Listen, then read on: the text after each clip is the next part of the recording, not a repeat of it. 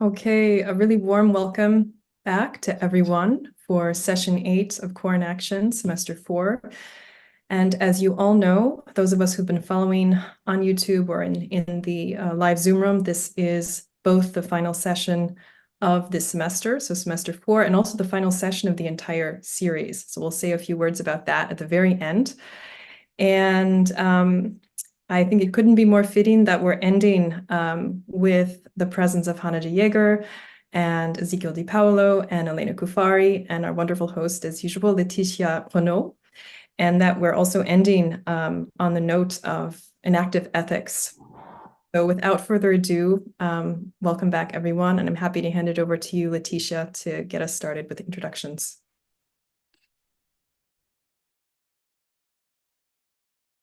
So yeah, thanks everyone. Welcome to our last session. Thanks, Johanna.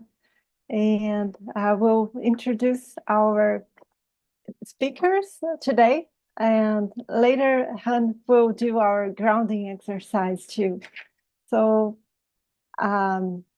yes, I will introduce Elena Cuffari, she has been with us in the last session, but today as a discussant. So Elena Cuffari is Assistant Professor of Psychology and Scientific and Philosophical Studies of Mind at Franklin and Marshall College of the United States. A philosopher of cognitive science with a background in phenomenology, pragmatism, feminist philosophy, and cognitive linguistics, she has authored and co-authored papers on the enactive approach to language, gesture, metaphor, and narrative pacing. She's co-author of Linguistic Bodies, The Continuity Between Life and Language from 2017, with our two other discussants today, Ezequiel Di Paolo and Hanne De Jaegher. Recent work develops the ethical and political implications of linguistic bodies framework, with studies on habit and hope in the face of the global climate crisis. She's currently interested in interactions between linguistic bodies and other meaning-making agents, in increasing participatory possibilities in technology and in research methods. So Elena, thanks for being with us tonight, or this afternoon, or this morning. Thank you. It's a pleasure to have you here with us. It's great to be here. So our next invited speaker for today is Ezequiel Di Paolo. So Ezequiel is a full-time researcher professor working at Iker Basque, the Basque Science Foundation in Spain, and a visit professor at the Department of Informatics at the University of Sussex. His interdisciplinary work on embodied and enactive approaches to life, mind, and society integrates insights from cognitive science, neuroscience, phenomenology, philosophy of mind, and computational modeling. His recent research focus is on enactive theory, embodied intersubjective language, ethics, and participatory sense-making. He is co-author of over 180 publications, journal articles, books, and editing collections, including the books Sensory Motor Life, an Enactive Proposal from 2017, The Linguistic Bodies, The Continuity Between Life and Language, and he's co-editor of the forthcoming annotated edition of Francisco Varela's Principles of Biological Autonomy. So, Ezequiel, thanks for being with us. Thank you, Letícia. Thank you, everyone. And finally, I will introduce our co-host and invited speaker for today, Hanne De Jaegher. So Hanne is a philosopher and cognitive scientist, writer, research, and teacher. A leading developer of the enactive approach to intersubjectivity, she has conceived and elaborated the theory of participatory sense-making with Ezequiel Di Paolo. Participatory sense-making has since been tested and applied across a wide range of academic and applied disciplines, from neuroscience to the arts. Currently, she's thinking about how loving and knowing relate to each other as existential tensions in human lives. She has proposed that the enactive approach is an engaging epistemology, a perspective that interweaves knowing and being and doing, and ethics with interaction. Her methodological innovations include the development with Barbara Pieper of the prismatic approach. With Ezequiel Di Paolo and Elena Cuffari, she co-authored Linguistic Bodies. Dr. De Jaegher is co-director of Dialogica UK, a majority autistic-led social enterprise out of the UK that facilitates dialogues and provides coaching for autistic people, family members, and friends, and academic researchers. So, Hanne, I'm very happy to have you back with us. Yeah, I'm very happy to be back as well. Maybe I should say I was absent for reasons of illness, and I'm still in the process of treatment, but I'm well, and yeah, hopefully it will continue well. Just to let you know. So yeah, I'm so glad to be back on this really special occasion of the final seminar of the Core Enaction program, about which Amy will also say something more later. To be back with you, Letícia, as co-host. And to be back with every one of you. I can't see you all because we're all spotlighted, but hello everybody, all the participants, welcome. I would like to start with a grounding exercise, as we started to do from the beginning, just to bring us all in the room together. And I see people moving. That's good. Like, bring your body into the room as it is right now. Just as it is fine. It is what it is. You arrive here in your physical room. Sense your body, where it is. Maybe where it's touching the material, grounding and gravity support that you have where you are physically, materially. And sense what's going on around you, or maybe how your body connects to what is there around you, how you are supported by the air around you that you breathe, by your chair, by the floor perhaps. Maybe your arms are resting somewhere where they are fine. And also auditorily, you're present in a room, a physical room, in which you may hear different sounds, both close to you and further away. And these are your surroundings in which you are present today, in which you can land for this meeting, which of course also takes place in a virtual room. So your physical connection to your place and the virtual room might stream through each other and connect with each other through your body as well.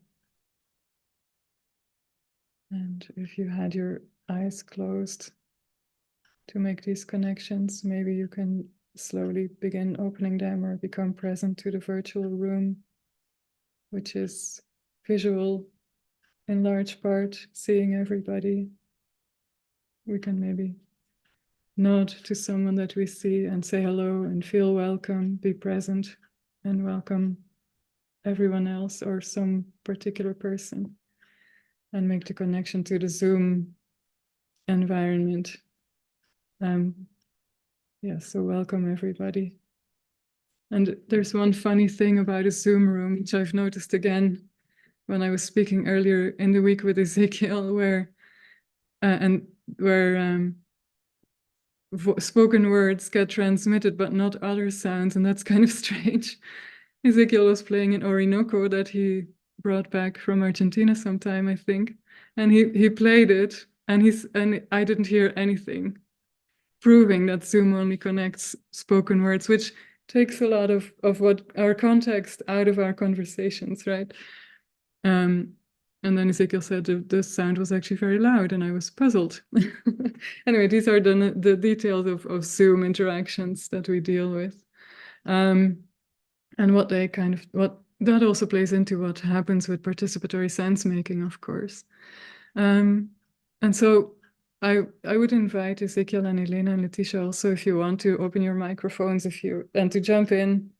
Although we kind of planned that each of us would speak a little bit about some things we have in mind that we would like to make explicit about participatory sense making, about linguistic bodies, about ethics and ethical know-how, and about the dynamics of participation. And we will do that each taking a little bit of time to say the things we wanted to bring forward, and also having a dialogue, maybe if there's time for that. So this will be the first hour of the meeting. And then we will take a break, more or less on the hour, if we manage, which has always been a challenge, but we'll try to stick to it. We'll all keep that in mind and try to aim for it, for sure. And then after that, we will open the floor also to other speakers of the term, and then to everyone else as well to join in participation. So there are some things I wanted to say about participatory sense making. It's related to something that Elena said one time when we were gathering to write linguistic bodies together in my house in San Sebastian. And Elena said at some point, "I feel conceptually confident." And that was fully Elena's confidence, but also I think it is something to do with participatory sense making as a framework that gives conceptual confidence. And I think the precision and specificity of participatory sense making as a conceptual framework is something to keep in mind and to lean on if when it's needed, especially also in this relation with practices, where I think one thing that can sometimes happen is that people feel affinity to the concept easily because it seems to be about something like harmonious interactions. And it definitely is aimed in some senses also to contribute to making a better world. But I think that there are some things that can be specified in the precision of participatory sense making, and the wide-rangingness of the concept are important to keep to the foreground and to understand well. So one of the things I think to also go back to some of the interventions or ways of interacting that we had during the sessions might be some way to illustrate this. So one of them is that we can make interventions in interactions, and we saw Kata Spiel do that in their beginning when they started speaking to us in sign language, which that was a very strong and important moment for me, mainly because I noticed how I myself was drawn into the interactive dynamic that was generated by this, because I knew what Kata was doing. They were showing us something in doing that. And even while I knew that on some kind of conceptual level, I was still drawn into the interactive dynamic of feeling the need to tell them that they were muted.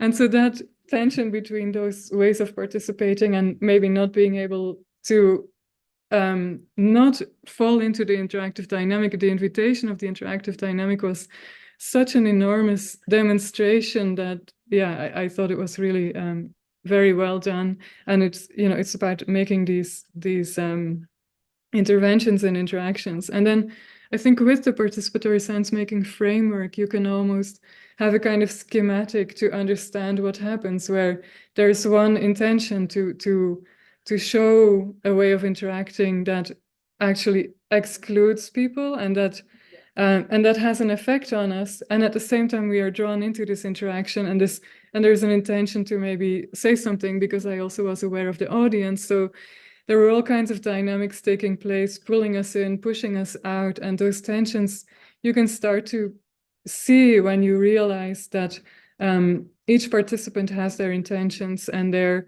autonomy they are maintaining, their linguistic or interactive body that they are maintaining, and boundaries of which they bump into in interactions, which are tensions and which can be real struggles as well. And those I think, are present in participatory sense-making from the very beginning in the concept. I know Shay is here as well, and maybe we can discuss this a bit later as well, Shay, with you, about whether participatory sense-making is idealistic in the way it's set up, in terms that it requires equality between people. And I don't believe that participatory sense-making as a conceptual framework requires that or is idealistic in that way. It's not set up in such a way that equality is demanded at first before we can start interacting.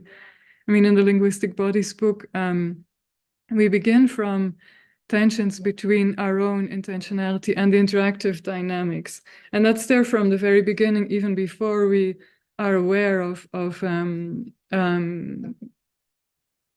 well, actually, now I'm making a mistake myself. I would be saying before we are aware of relations of dominance, but those I think are actually present from the very beginning. And we bump into them from the very beginning. So there is levels of difference and levels of asymmetry as we become born, before we become born, as we grow in our mother's womb. There are asymmetries, but we are at the same time also participating. And so all of that is present from the very beginning. And these tensions are not something to deal with only later. Anyway, so yeah, I was trying to say something about the precision of participatory sense making. And now I'm also a little, maybe not so clear, but yeah, I think it's important to keep that in mind. And at the same time also, I realized that for me, a goal of this semester, as I started participating in it, was to see how the conceptual framework of participatory sense-making and linguistic bodies and loving and knowing, how that can inform and relate to and be informed by practices. And I still have the question after the semester, how that can actually happen and whether it happened. For you, participants and speakers, did that happen and in what ways? And especially also that related to ethics and how we, struggle with each other in our differences, which are not to be done away with, but to be recognized and to be let be so that we can move with each other, I think with nuance and detail through the world in this complexity, relational complexity, which we can address with a concept, with a complex conceptual framework rather than do away with. And I think these are also some of the points maybe that Ezequiel wants to make. Ezequiel, when you go in a little more detail about the ethics paper. And maybe I hand it to you now, and then we can talk about ethical complexity as well. Okay, great. Thank you.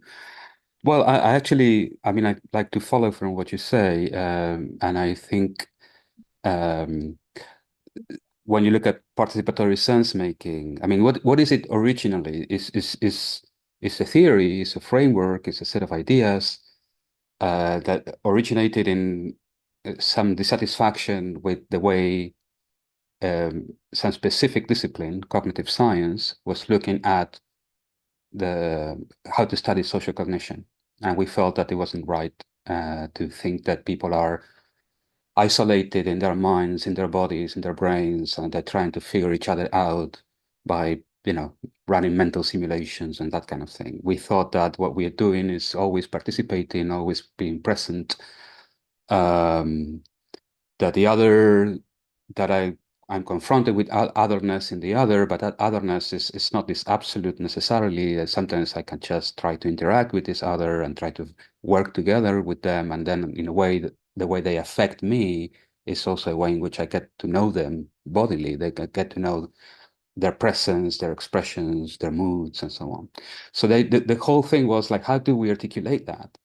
And of course, like any theoretical framework, it has a background, a basis, and it has also its limitations, or if you like, its possibilities for growth. What I think I like about, or makes me enthusiastic about this confrontation with these theoretical ideas and practices is the potential for growth, the potential for these ideas to keep developing. And I think it's a process. I mean, I wouldn't expect a final answer on this final session to say like, oh, we've learned this whole list of things. And I think it's always a process, and it will continue to be. But I did, listening to all the previous sessions and so on, I did often find myself thinking like, wow, that's interesting, or that's an interesting connection. I didn't think of that. So that's happening. So to bring it a little bit of that towards in the direction of ethics, which is going to be the topic of today. So yes, in a way, there is an ethical concern in the whole enactive approach from the beginning, from the work of Francisco Varela, and he actually wrote a book called Ethical Know-How, published in 1999, where he expressed many of the things that are still latent in how people connect to enactive ideas from an ethical perspective. Now, it turns out that, okay, so in that book, of course, participatory sense-making was not present, had not been discussed up to that point, but there are moments in which you see that there is this orientation towards similar ideas or ideas about, building worlds together and things like this. Now, the funny thing was that even though in participatory sense-making, I don't think we mentioned ethics at all in the original paper, one of the first reactions to that paper was a paper on ethics by Giovanna Colombetti and Steve Torrance, published like a year later or so, which was like, oh, this is interesting. If this is what happens in interactions, that we have to participate and connect with others, and we're not fully in control of what's going on, what are the implications for ethics? It's an interesting raising the question, and with interesting case examples that they were exploring. And since then, there has been every now and then, every couple of years, some engagement, some intervention connecting enactive ideas and ethics. But I think there has been like a real acceleration. There has been a lot of interest in looking more carefully, at specific ethical problems, a specific foundation of ethics problems as well, some on the theoretical side, but on the applied side too, ethics, environmental ethics, care ethics, and virtue ethics. In 2022, I believe it was when this paper was published, the Enactive ethics paper, this was part of a special issue of the journal Topoi, edited on the enactive perspective and ethics, and there were like 14 original articles there, all of them super interesting. There's one by Elena and George as well. So it seems that one wonders, because what starts as a theory within the bounds of a particular discipline, cognitive science, why is it suddenly so interesting from a perspective of ethics? At least some people do find it interesting. And I think that what's interesting, and this is something that we tried to get into in the paper at the beginning, is that what Enaction offers is sort of a theory of mind, life, and society that is navigating, a very narrow equilibrium between being a science and therefore attempting to be scientific, naturalistic, and so on, but also being a science of experience as lived experience of who we are, our everydayness, and so on. So, and that's, I say it's a difficult equilibrium because, of course, science tends to be conceived from the humanities and from the practices as being often very reductive, very mechanistic, oh, scientists, you care about which neurons activate, but I care about values, or or things that are very different. How do we combine these things? And I think that the enactive approach has attempted to go back and forth between these different kinds and dimensions of concern. So in the paper, we do try to at least highlight some enactive ideas, including participatory sense-making, but not only participatory sense-making, some enactive ideas that we think are of ethical interest.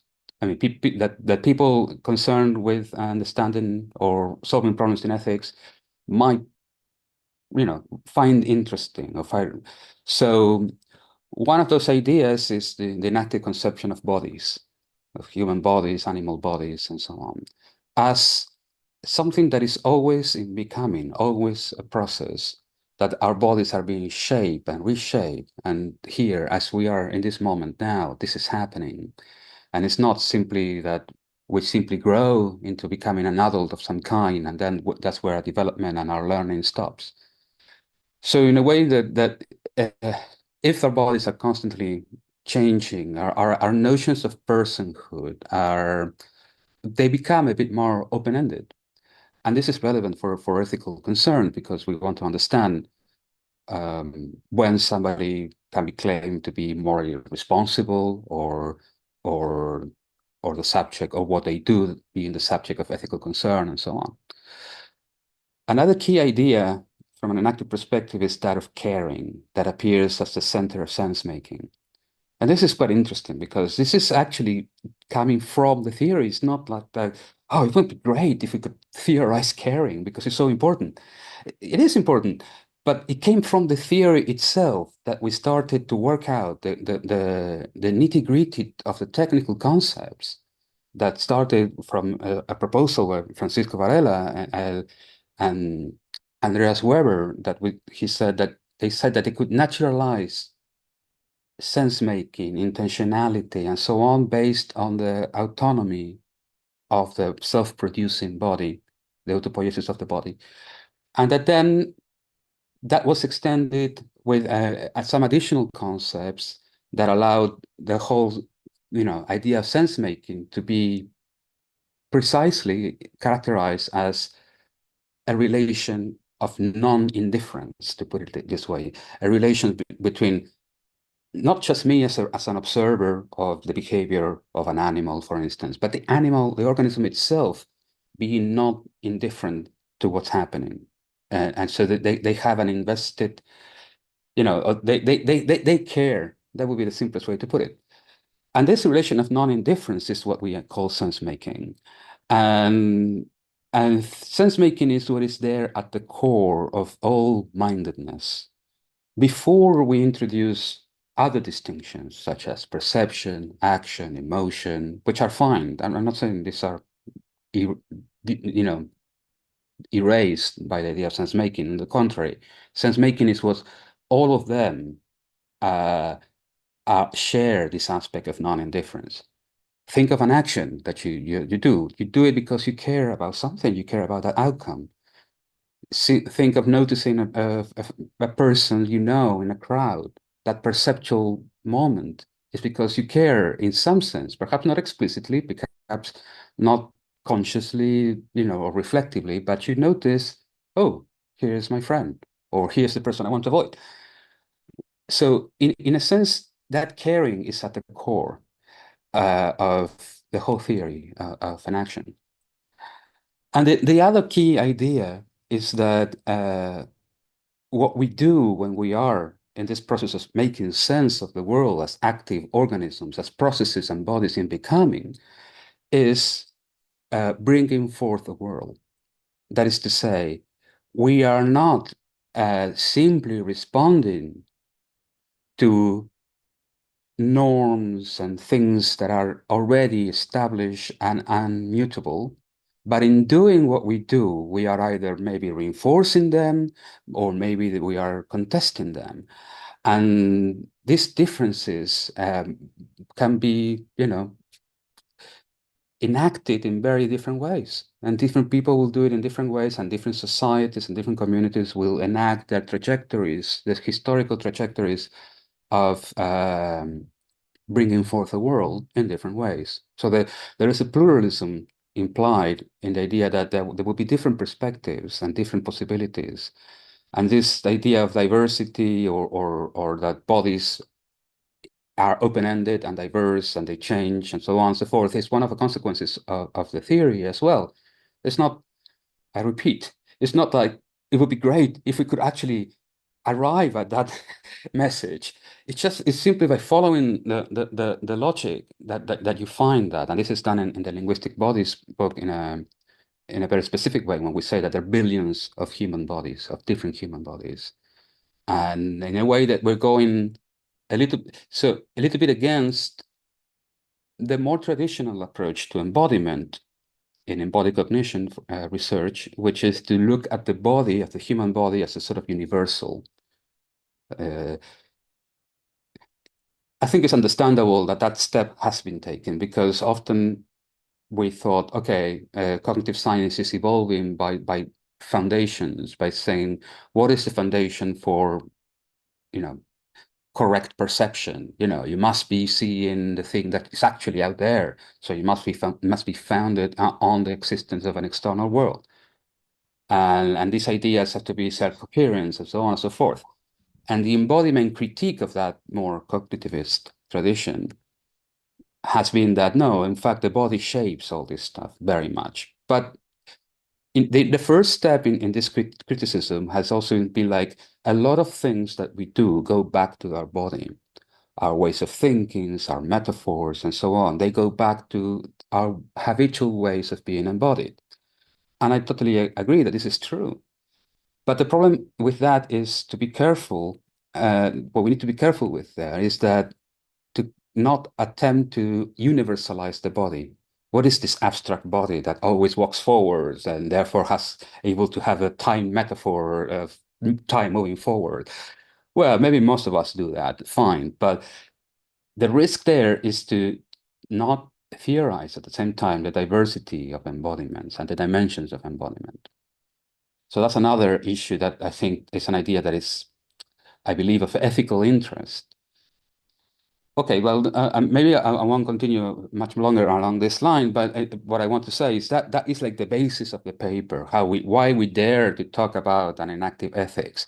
Not because a theory in cognitive science can declare what is good and what is bad. I mean, it's not a theory of ethics, but it's a theory that offers people interested in ethics either as a theoretical discipline or as a practical, direct problems.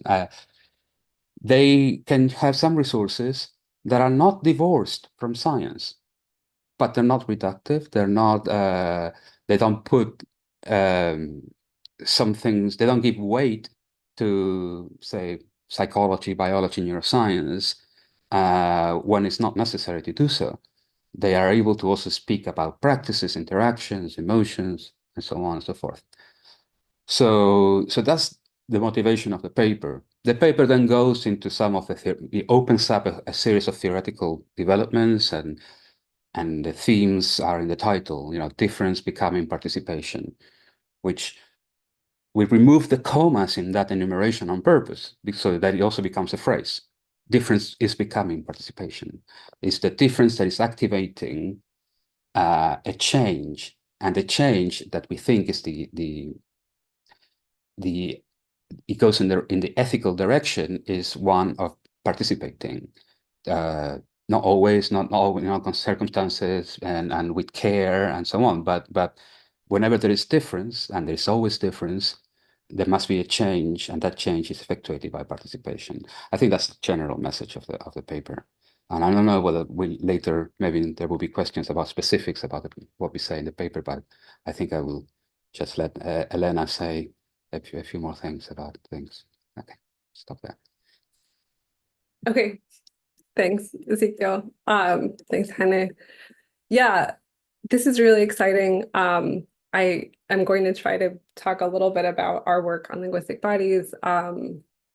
My paper with my partner George Furlas in the same enactive ethics issue, and then let us come back and talk about all the great seeds of things that have come out here. So, I mean, I guess I was sort of inspired to think about how you started your comments to say that I came to work with Ezequiel and Hanne in my postdoctoral position with them because I was working on hand gestures in communication and cognition. I was working out of a cognitive linguistics framework, and I was also frustrated by kind of deep individualistic perspective in psychology and in linguistics.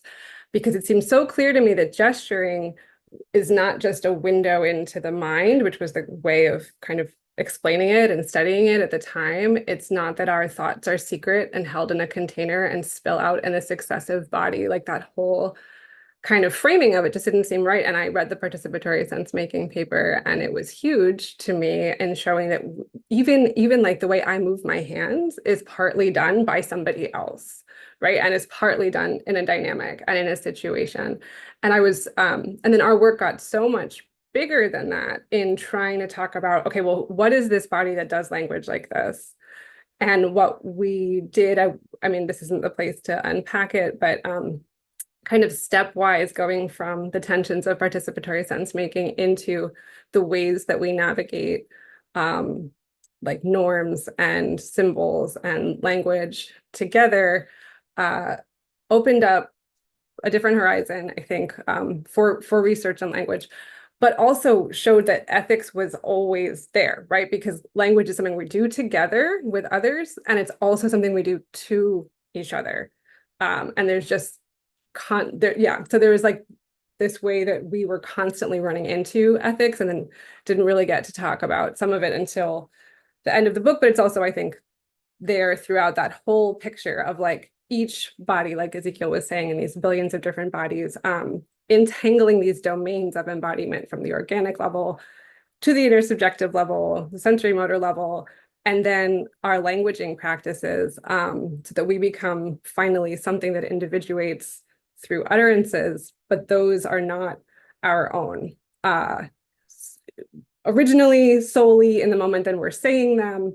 And so again, we have all these questions about responsibility. And so I guess what I've been thinking about and thinking about this session is the way that participatory sense making deepens these questions of moral responsibility, and deepens our kind of sense of ethical challenge. So I don't think it necessarily answers it, but it reorients it, puts us in a place to ask different questions, that because it's keeping the focus on the interactive level, on the transpersonal level, while still holding onto this personal individuated life aspect.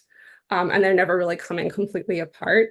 So I guess I'll put a couple of those points on the table and then see what people want to do with them. I guess I was thinking that like the kind of a key moral insight in the phenomenological existential tradition is our responsibility, and they'll do that play on responsibility as like responsibility, like our ability to respond, to be addressed, to answer both the other, but also the givens in a situation, right? Or the givens in an environment. What we're given in the world. And I think participatory sense-making makes this a deeper ethical challenge because of exactly what Colombetti and Torrance were saying in their paper, and what George and I say in our more recent discussion of their work in our paper Enacting Ought in the Topoi issue, which is a paper that touches on, we wrote that paper in a very US context, post George Floyd, post the Trump presidency. The tone is a little bit strong in the paper. I'll let George take credit for that. But we're sort of saying, how do we understand responsibility if it's in an emergent dynamic? How do we understand resisting circulations of racist tropes and behaviors in an emerging interactive dynamic, right? So if we're making the doing and the sense making shared, how are we then parsing out responsibility? And what does it look like to do that differently than it has been done before? And that's like the question for the table. I'm not answering it. I'm putting that question out there. And then there's differential effects in the meaning that gets made. So even though, and this goes back to what Hanne was saying in response to Shay, so I hope we can come back around to that part of the conversation. But yeah, there's always this asymmetry. It doesn't mean that an unborn or born infant isn't contributing in an interaction, but there can be such deep asymmetries. So the sense is made together, but that doesn't mean it's lived out the same way afterwards. And of course, meaning changes over time and as we move into different contexts.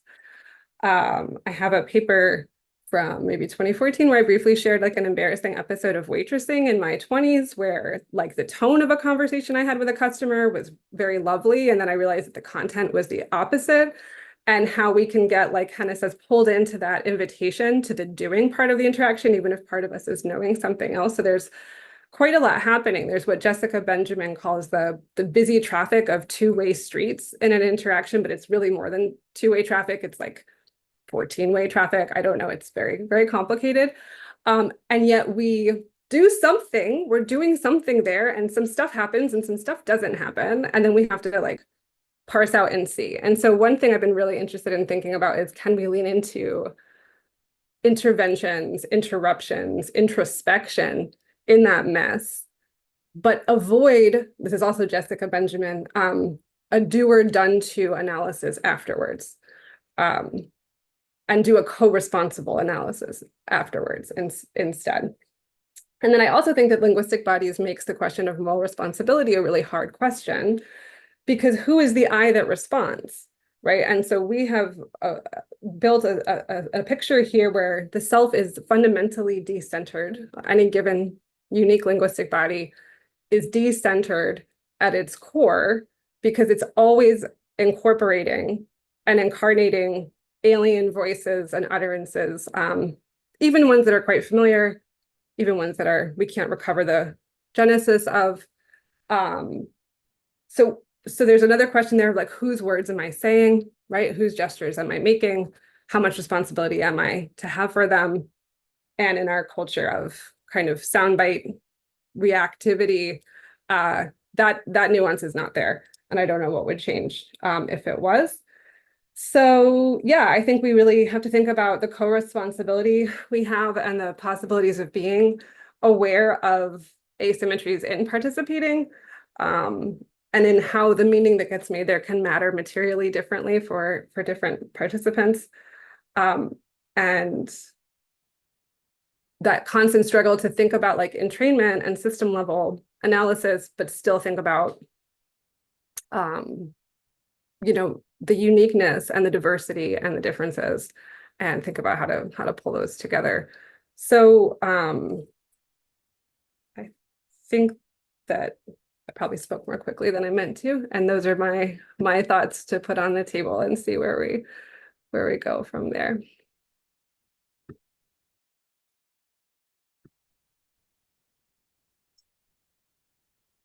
So thank you all, the three of you, for these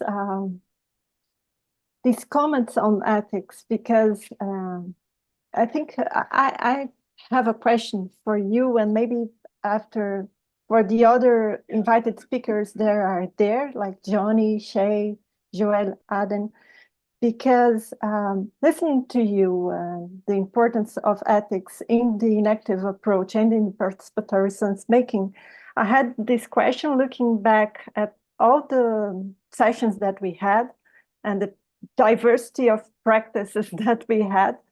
And when we were thinking of the semester and thinking of practices that we could invite to make sense of the participatory sense making, we had something in the background of our minds of something that was common or a conflict, but it was difficult to put the finger on this was the common thread. And I had the impression that it is related to the ethics or an ethical stance, because when Ezequiel was listing the characteristics, so to speak, that are present in the enactive approach, so the diversity of bodies, the process of becoming of the bodies, and the diversity of the embodiments, and this direction of participation. I was thinking of if all the practices and all the verbs that we listed were not related to this direction of participation in a certain ethical stance. Because I had this question, in a certain sense, we could understand all the practices through the lenses of participatory sense making, even those are not inviting to participation and are reinforcing asymmetries, reinforcing differences of power. But the practice that were here in this semester, they all shared a certain ethical stance. So Yeah, I'll really quickly follow on that. Because I think that I felt that very much in the teaching session, for example, in Joelle and Erin's, like the amazing ideas about scaffolding the experiences of others. There was so much care in that, and care for the fact that you are shaping another's like growth and confidence and sense of self, sense of ability and agency, and also like always having like an evaluative role.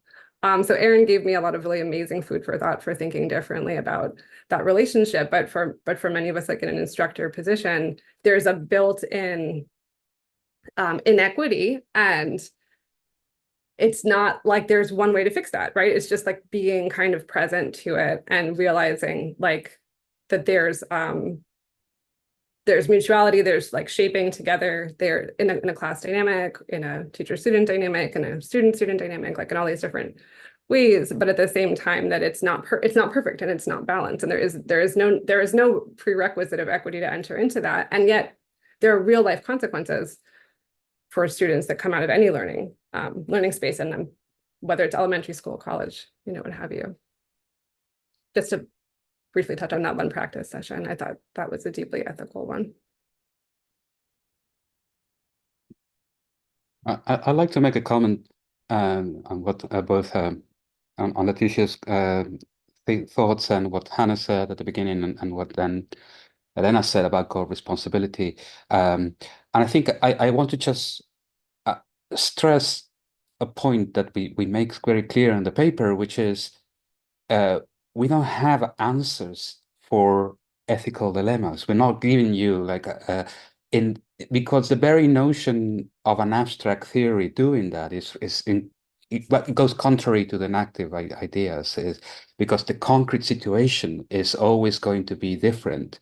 The same problem, the same behavior, and you change some aspects of the context, and suddenly it's a different ethical problem. And I want to say this in relation to what Hanne said at the beginning, that, it's not all rosy, participatory sense making through interacting across difference is often difficult. And in some cases, it's systematically difficult when you have to traverse very different worlds, very different perspectives, very imbalanced positions. Now, so if somebody says, well, but the participatory sense-making approach says that everybody participates, and therefore it seems that we all have the same power, and so that doesn't really apply to, say, situations of deep conflict. Well, no, of course, it doesn't directly apply. What applies is the understanding of what happens in an interaction. But what happens and what are the ethical questions in that one particular interaction, those need to only be resolved in the concrete case, somebody who is present and understands it. And what Elena, the same thing could happen. There could be a misinterpretation of what Elena said about co-responsibility, because co-responsibility is not the denial of responsibility. So someone commits a crime and we deem them responsible for a reason. And therefore, we're not saying like, well, eventually they're not ultimately responsible because they were not uttering the utterances that were their own. They were actually inherited by their culture and so on. Yeah, sure. Now, the issue of responsibility, again, it has to be resolved with the concrete situation. And at no point is the awareness of the complexities involved a denial of the possibility or the need that a particular community or society has decided that in this case it's important to enact the act of assigning responsibility. It's a whole act that we're doing. It's also a participatory act. And as such, it's not to be found in the acts like we are exploring, like we're trying to find at the core here, we find this, whatever, intention, motive, and so on. And therefore, this person is responsible for having done this, act that caused some damage. No, it's also an act. And if we obviate some of that work by making referrals to rules and laws and customs and so on, well, that's how we perform that act. We just simply don't say, well, this is, there's a law that says what you've done is illegal, you're responsible, blah, blah, blah. But that's the simplification of the act, the act, the way we perform it, but it's still an act. And in cases in which it won't be so obvious, that act will become more and more present as an act. And this is done always in situations that are not necessarily situations of harmony or synchrony or whatever word you want to use. So this is important because in having an ethical orientation, one has to be careful not to suggest or give the impression that one is saying, I'm giving you a set of rules that you can apply for your ethical conundrum. We're rather giving you an understanding of what each ethical situation, what is it composed of? What are the elements and the factors that are involved? And you have to become aware of those and develop what we, in the paper, we discuss as a sort of a moral attunement, a sort of like feeling through what is the right thing to do. And that includes all kinds things that come before, like rules and history and language and customs and so on, but also what's going on right now. And right now, it may be different from a similar situation in another place or a little bit another time. So that's a clarification, so that I wouldn't want the point about co-responsibility to be misinterpreted. I think it is absolutely true that we are all involved in what's going on, but that doesn't mean that the action of sometimes having to assign responsibility for some act that we deem not right, morally wrong, and so on, is not something that we cannot do. We can do it, of course.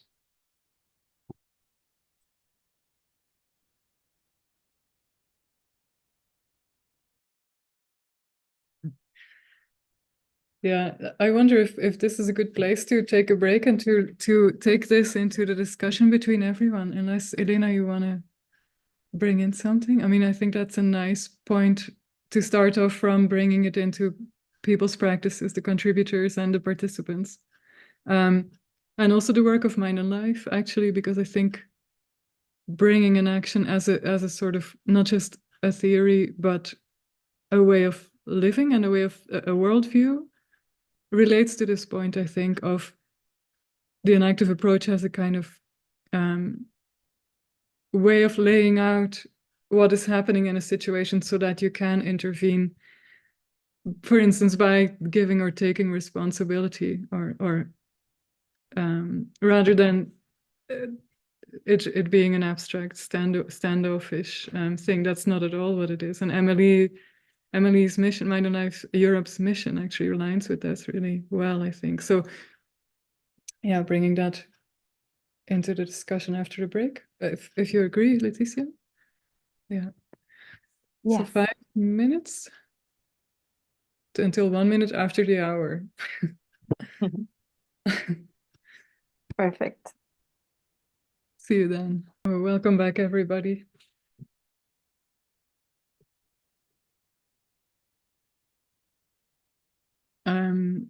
We would like to open the floor to, hi Elena.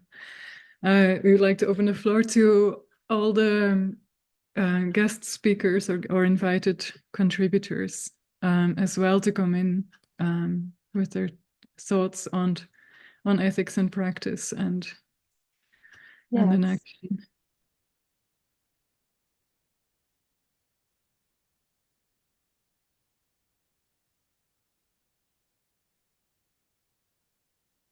I don't know who is present from the... Joel Aden and Johnny Drury is here too. She had a phone call. She was at the beginning, but I'm not sure if she's back. I'm happy to just give my thoughts. Please, Johnny. I'm just absorbing the first hour. I've got a really beautiful feeling that we're asking the right questions together. So there is an assumption of harmony. That's my subjective experience right now. I like the question. I think it was you, Ezequiel. Can enactive processes be informed by practitioners? And I'm also curious about intentionality and what that might mean. That's been talked about.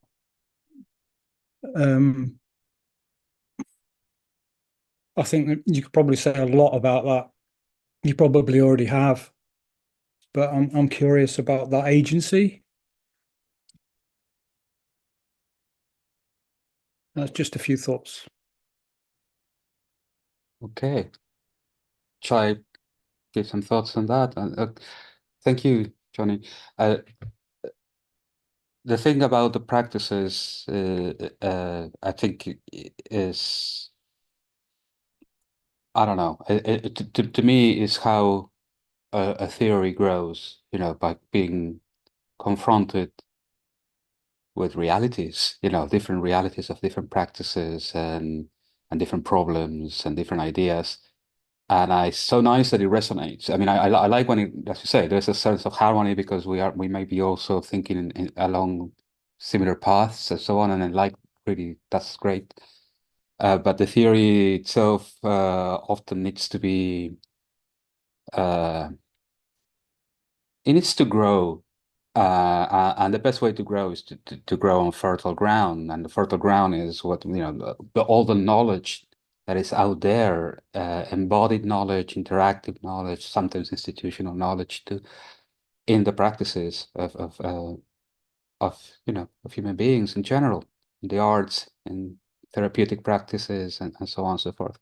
So that is the way to keep a contact, and the theory, while sometimes becomes very abstract and very complex in some of the, if it doesn't make that effort to connect, it doesn't really, it becomes too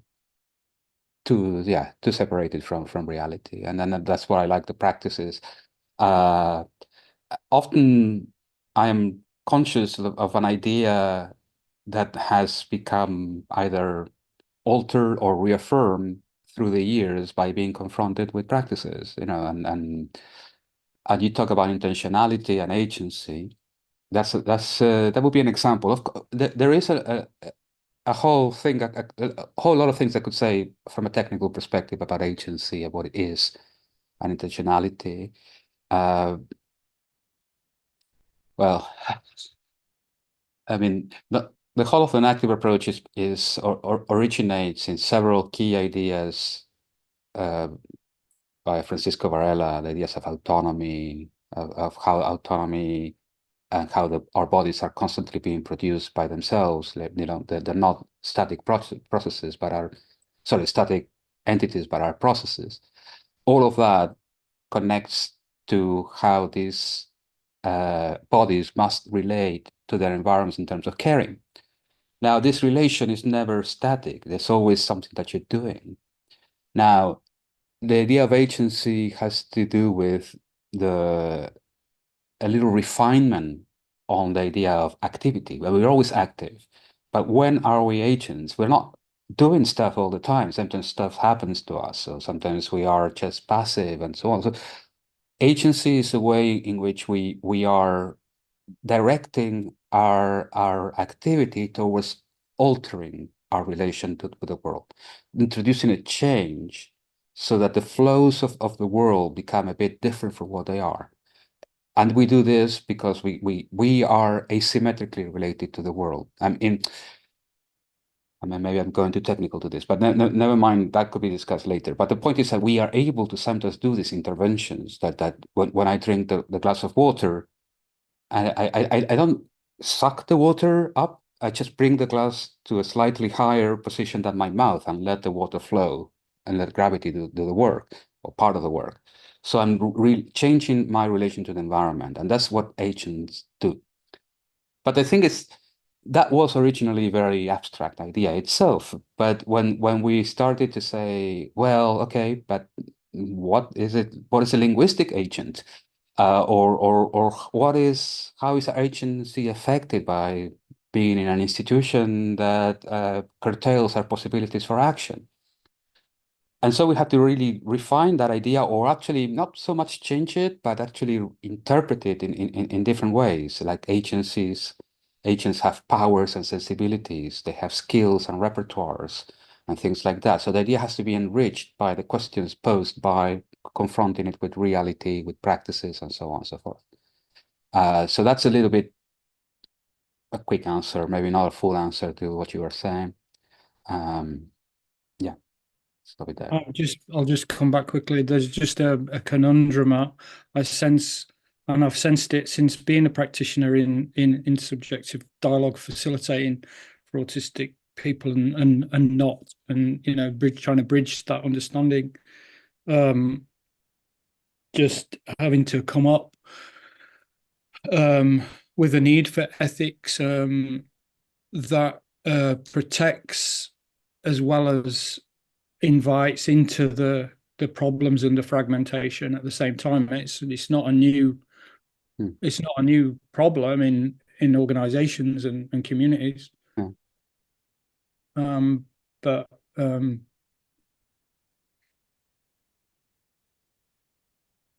yeah, I think in this process there's something going on which is trying to find the answer, and you're right to keep reasserting that there isn't one.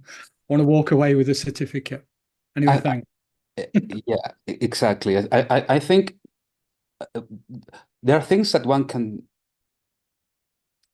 use the theory for. I mean, or these ideas can be used to at least becoming more sensitive to things that might be happening, and you might have, you know, how language actually interferes with everything we do, and it shapes the way we think so much and so on. So if you have the right term for what might be a situation that otherwise you approach only intuitively through your experience because you've seen it before, but maybe you have a term that actually describes the situation, then you might actually be more reflectively aware of it, at the possibility of this happening, or what you might be doing to avoid. Imagine you wanted to avoid it.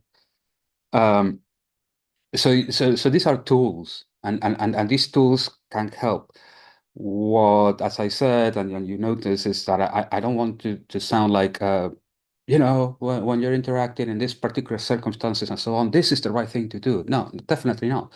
That it will be very much, you know, something that needs to be solved there by the person who needs to act. Otherwise, we could actually be removing personal responsibility from an action. So say like, well, no, I just follow the Enactive guidebook about how to be a good person. And that's not the point. The point is precisely that you have to be aware that you have to develop this know-how, this sense, this phronesis, as you know, Aristotle said.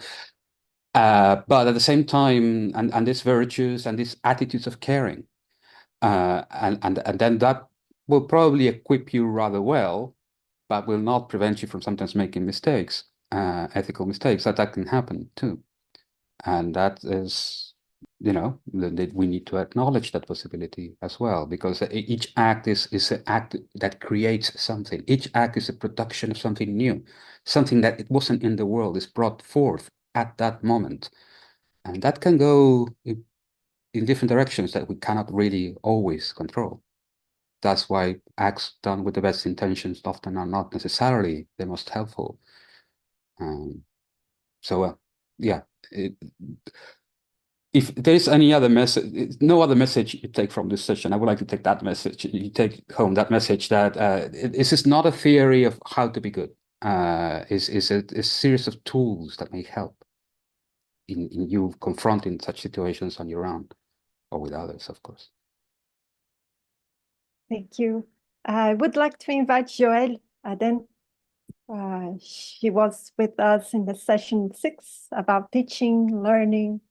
So Joëlle, please. Yes, hello everybody. I'm very glad to be here today.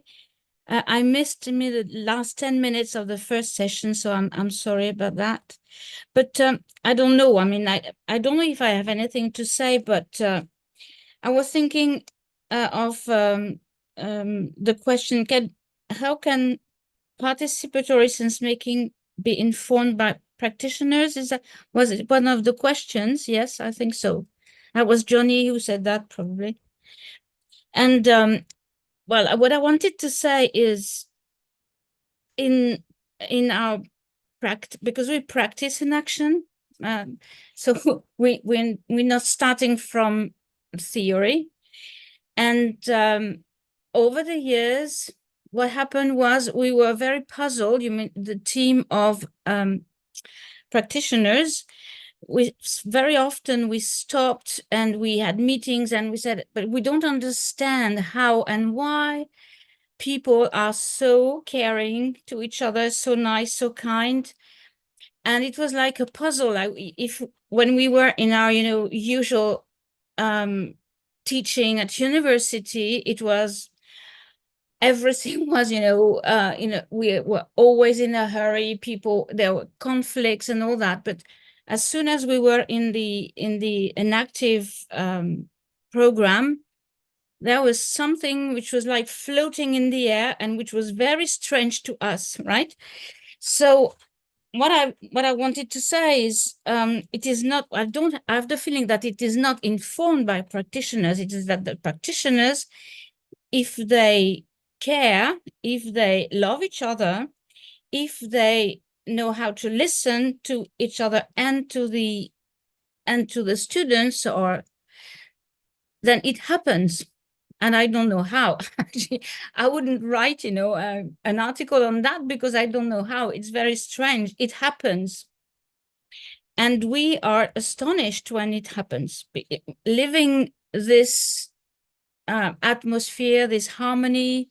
Sometimes we obviously face some conflicts, but it always ends because some people start talking and meeting and caring, basically. So and it is not that we have tools, because at times some of our colleagues said, oh, I know a strategy, I know a tool, we can do this or that, but it doesn't work. Actually, what works is if we are in this state, it's a state of body and a state of being and a state of caring and listening. And so I have no other words. Maybe it's useless, I don't know, but this is what I wanted to say. And respect as well. Yeah, respect. That is very important for me. I mean, and never, as somebody, maybe that was you, Anna, who said at the beginning, nobody is in a state of dominating the others.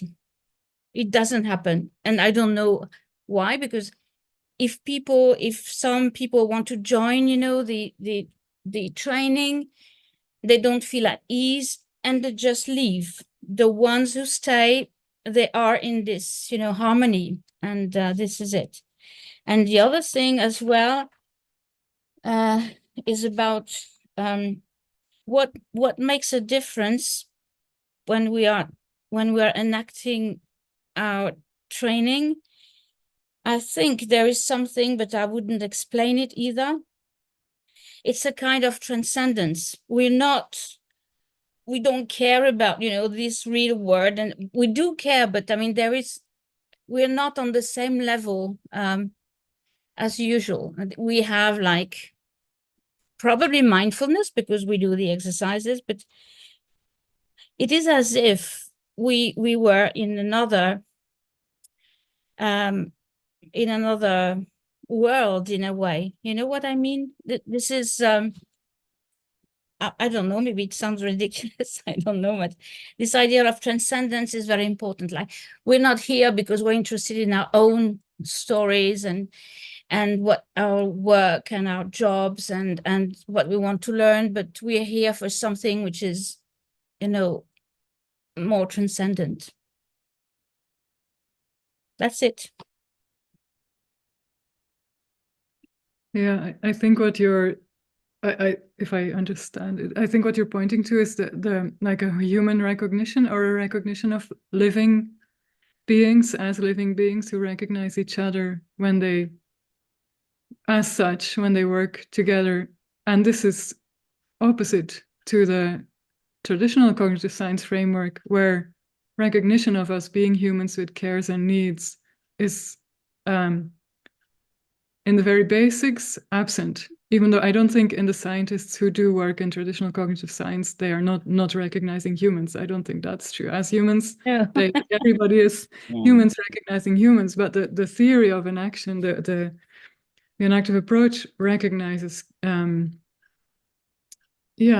our human or animal or living beings' needs and constraints. And it also, I would like to quote a remark by Kieran Gorky-Kiros in the chat earlier before the break, who says it's a question, or it's about how the body can be really present and attentive to what is happening in or with the events we are participating, enacting, taking in consideration our ability to correspond. And I think that says something really basic about this approach, which is, this attention not only to the other also, but also to our own presence, to what is happening as well, and how we respond from that as beings to whom things matter.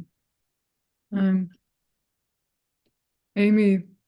Yeah, I just wanted, okay. I just wanted to pop in and say that that what Joelle was saying about this atmosphere and made me think about what you've all been saying, but also what, in particular, the quote that Elena put up, and this notion of God, AI just sending me a message here. It looks like you're done talking. So can you hear me? Yeah. God. This idea of decentering. So, I think it's extremely important, this idea that we're carrying all these voices and that we're also immersed. And it makes me invariably think of my old friend Freud, who said, we are not masters of our own house. And that, when you say transcendent, Joelle, and also to what Hannah was responding, it makes me think that this decenteredness, first of all, it has incredible ethical ramifications, and that are vast, and that it has it alters radically our relationship to ourselves as subjects and to others as subjects. So I think that feeling of transcendence also comes from practicing that decenteredness, and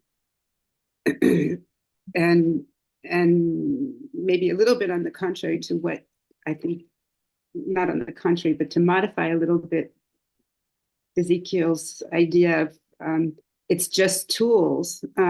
I really think it's not just tools. I think you can really practice becoming. I think you can really I think there are notions in participatory sense making that can become like practicing spaces, and those can be realized within other practices like therapy or like teaching, like the work that Hannah's been doing. Johnny, everybody actually who's been online with us, and it's a practicing of becoming aware. So, but I think that this feeling also comes from the relief that comes from this decentering, because it causes a lot of problems, as you said, Ezequiel. Language makes us miss each other, but missing each other also makes us find each other. Mm-hmm. Yeah. Actually, to illustrate that point, I would like to say that I learn a lot by using tools. I mean, I live my life through tools. So I was not trying to say just tools, but I do absolutely take your point, Amy. And therefore, maybe the word tools might actually be understood in a very, deflectionary way. It was like, just tools. Or actually, my God, tools, they make us human, as well as language and interaction. So I like them. I wanted to also comment on this thing that was already mentioned a couple of times, the idea of atmosphere, which I think is a fascinating idea and a fascinating concept. And I think that the enactive perspective has to also try to study more this idea. And there are some initial steps in that direction. But what struck me was about what Joel was saying was at least the way I was interpreting or imagining the situations that where people suddenly felt very connected and in a different bodily attitude towards each other when they encounter themselves in this not usual way of interacting or not usual institutional context is precisely that there is an atmosphere of relief. That people were like, oh, yeah, now here we can talk about all these other things that are bothering us and so on and so forth. And I think it's a nice thing that these spaces are created. They often take that shape. I mean, we often don't know that we need them sometimes. And when they're there, you can then tell that we actually need them precisely when you see that people go like, oh, this is great to meet in this way, to be able to speak about this, and this is fantastic. And this connects a little bit with ethical issues as well concerning why does, an institutional context makes it difficult for such things to happen in that context. And it's like, even I would imagine people who have all the similar intentions or great ideals, once they get co-opted into an institutional practice, their values follow those of the practice. You get changed by the institution. And we were talking with Elena the other day about this, precisely about this idea of cognitive dissonance, that happens a lot to very idealistic politicians, but once they get into office, they stop really caring for the things they used to care. Are they bad persons? Well, I think that what happens is precisely that the bodies in becoming are becoming institutionalized, are becoming different by the practices that they're following.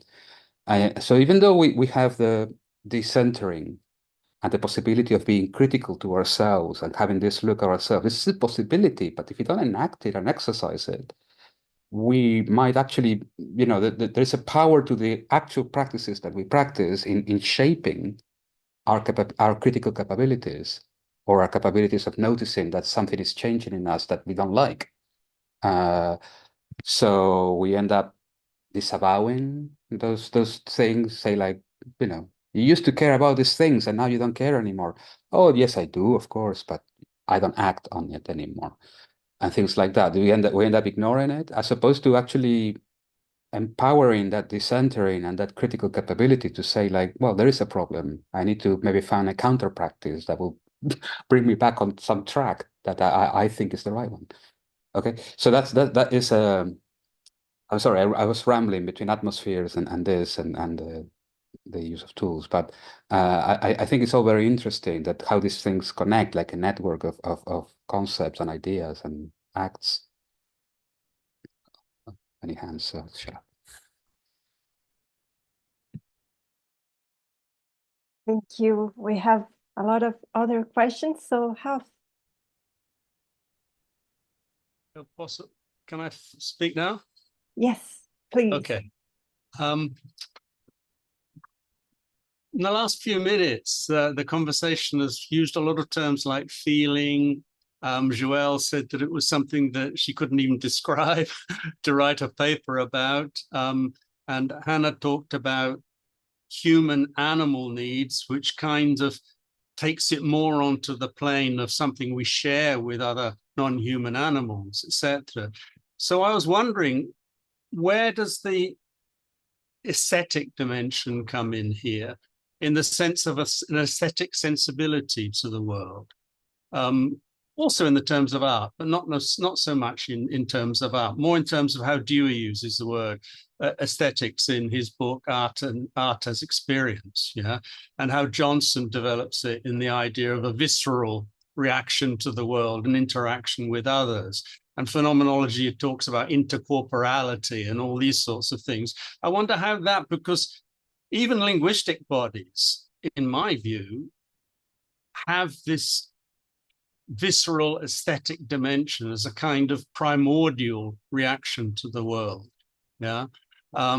And even if we say that linguistic bodies start in the womb, and I think they do, they don't just start when you can speak a verbal language, there's something there which I think everybody here is recognizing and acknowledging, but how do we fit it into the theory? That's my big problem.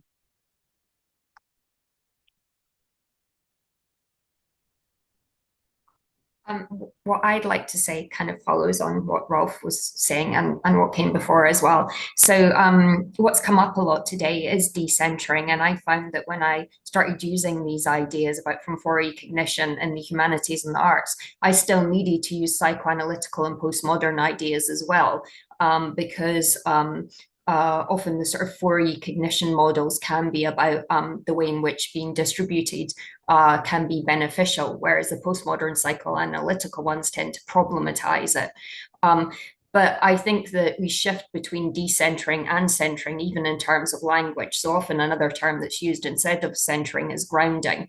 And so I guess in relation to, like, say, predictive processing models that are being talked about just now, the example given by somebody I was talking to recently was, like, say, if you're walking around the lake and it's nighttime, then you put more emphasis on your memory of what the lake is like. And if it's daytime, you might put more emphasis on what's external. So just like Ezequiel was talking about the politicians, and then the problematization of when they are surrounded by other people who have already been institutionalized by sort of parliamentary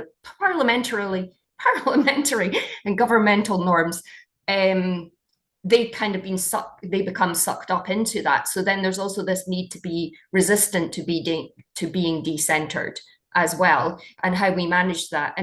And I think then what Rolf was saying, for me, the arts and also sort of historical perspectives across the humanities are modes of forms of resisting that, in terms of being caught up in contemporary entrenching narratives that are negative, in that they open up an array of perspectives of alternate modes of being.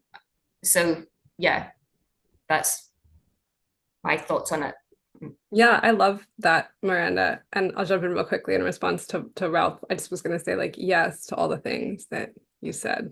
I don't know about fitting them into the theory. I think they're already there, and yes to all of them, but I'd love to hear more about, like, how they don't, where you see the gaps of them. But in response to Miranda, I think you just said it so well. And I think it's really telling that, like, Dewey and Herbert Marcuse too, like, they both end sort of with art, and with this idea of proliferating as many, like, art and education's goals being to, like, proliferate all these different habits that we can have so that they can check each other, right? And so that we have some resource for being critical, and to follow on what Ezequiel had said, to sort of be like, yeah, this is how we can have counter practice, or have a sense that we're being moved in a way we don't want. Like, how do you even start to have, like, I think we need a lot of layers, a lot of options, a lot of avenues, and a lot of perspectives to be able to do that. So I think, the direction that you're pointing is one I would definitely follow. Can I just say here, Elena, it's not that I don't think it fits in, but it's reading linguistic bodies. It always seemed to me to be a bit peripheral to the main line of argument. And when I looked at that schema of Ezequiel in Hanne in the article, it seems that you situate ethical situations and moral attunement on the axis between knowing and agency and becoming. And I wondered why this focus on knowing all the time, unless you're talking about knowing how, maybe, and not knowing that, not propositional knowing. Because it seems to me that if everything passes through knowing, then you're back to a situation where you're talking about a kind of reified linguistic, propositional, conceptual understanding of the world, and not a more visceral understanding of the world. No, it is a visceral understanding, because it's the sense making of the living being in relation to what matters to them, which is an engaged knowing, which involves being and doing at the same time too. And as we say in the paper, like the the points of the triangle are never reached, right? So we never just know, we never just be, we never just do. We're always, it's not a knowing that's separated from being and doing at all. It's a different conceptual ground in which knowing isn't separate, neither is being or doing ever separate from the other things or from the aesthetic. That is the right way to look at it, that this triangle is very dynamic. But the short answer to that, highlighting that one connection, is to connect to what ethics is, how it is approached traditionally. Because we are theorizing about the way to act, the way to what practices are right or wrong, and how do we get to know which ones are right or wrong. So that is the ethical axis, if you wanted to put it in that triangle. But that's more like a traditional way of looking at ethics. And we say, well, we can connect to this concern, only that once we start looking at, the knowing is no longer this propositional knowing, is our embodied sense making. It could be very visceral. It could have a very strong aesthetic dimension as well. All sense making has an element of valence, of difference and affectivity. Now, I don't want to say all sense making is aesthetic. We have to maybe think about that.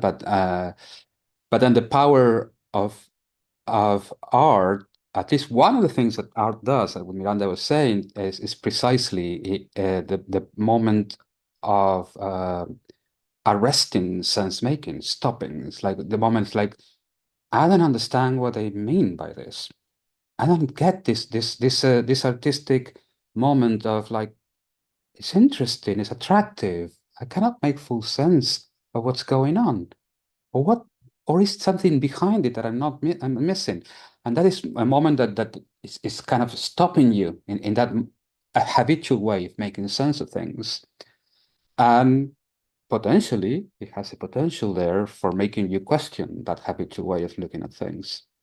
And therefore, that's one of the possible, or one of the powers of art in creating that aesthetic experience of estrangement, and at the same time,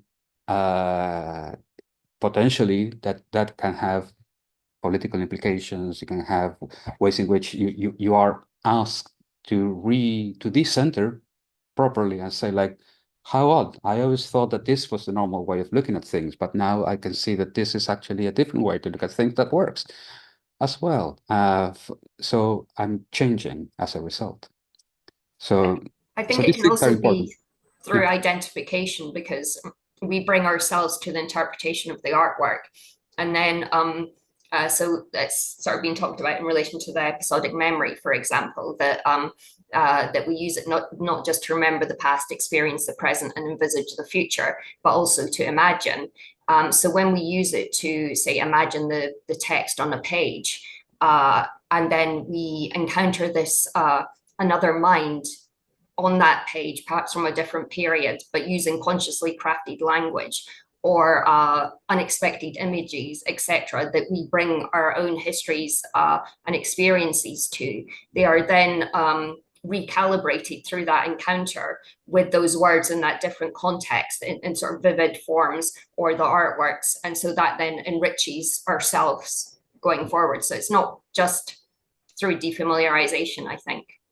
No, that's a key thing. Yeah, I agree. That's why I said it's one of the. I know that's not the only one. Yes. Yeah. Han tagged me on this. I am so sorry, y'all. That was like such an interruption that broke my heart. I've been waiting for this all week, so apologies that I'm just jumping in all late. So given this little conversation, I know that I'm doing a lot of stuff on artwork right now and like performance art with participatory sense making, but I'm also doing a lot of work on madness and embodied understanding and embodied knowing. And so a paper that I have coming out with the Kennedy Institute of Ethics is about the ethical nature of participatory sense making. And I actually use the case of like borderline personality disorder, which can also apply to other kinds of madness.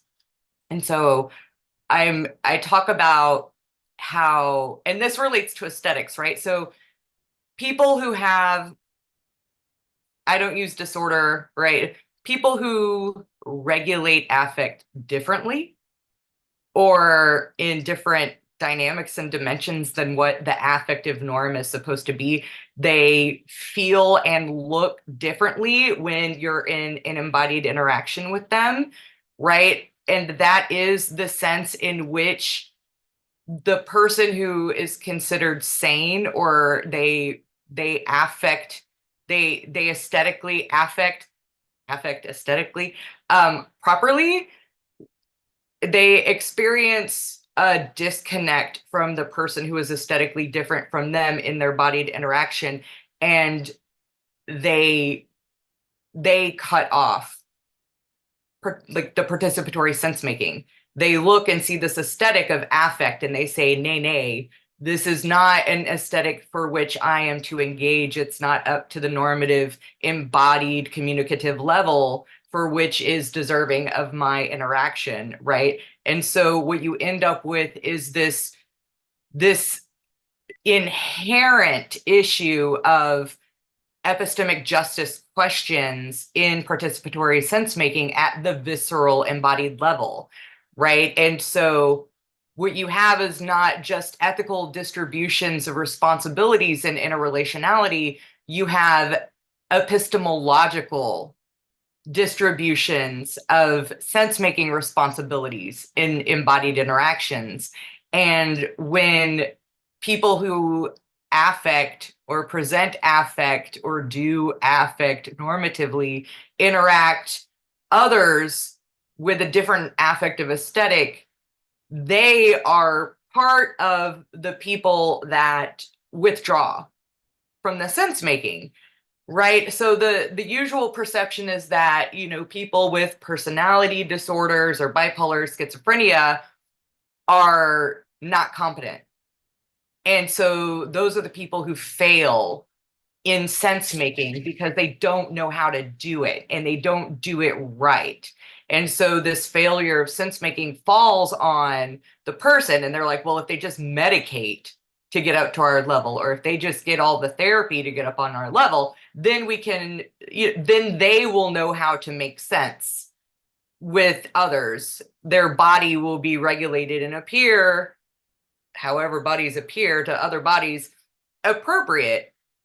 But this is a failure to recognize the interrelationality and the ethical nature of relational sense making between bodies. And that's where the injustice arises, is because they fail to recognize that they themselves are not participating. So this person has difficulties sense making in a normative sense, right? And this person says, yikes, I'm not going to put any effort into this. I'm going to turn away. And all of this happens at this embodied level, and it has a lot to do with the aesthetics of affect. And so that's also why it's never the separation. It's always being, knowing, and doing together for sense making. It's just this dynamic that's going on. And when this happens, you have these aesthetics of affects that are going on that encourages or discourages the interrelationality and the embodied connection for making sense. And so I know I could have gone in my performance art direction, but when we're thinking about how it's inherently ethical and it's inherently visceral, and then you do have these embodied aesthetics, then you can see like those sorts of affective differences in people those show and make clear very obviously the ethical nature of body-body interactions. And so that's why I'm doing these performance art experiments, which I talk about in other series, and I apologize for new people, because I feel like that's the easiest, most explicit way to pull out this ethical, epistemic aesthetic of sense making, right? But I feel that it's easy to see the visceral level of it if you look at, madness studies, and you can pull it out more obviously in performance art. So there's like all these ways to see the aesthetic of affect to reveal the ethical nature of embodied participatory sense making.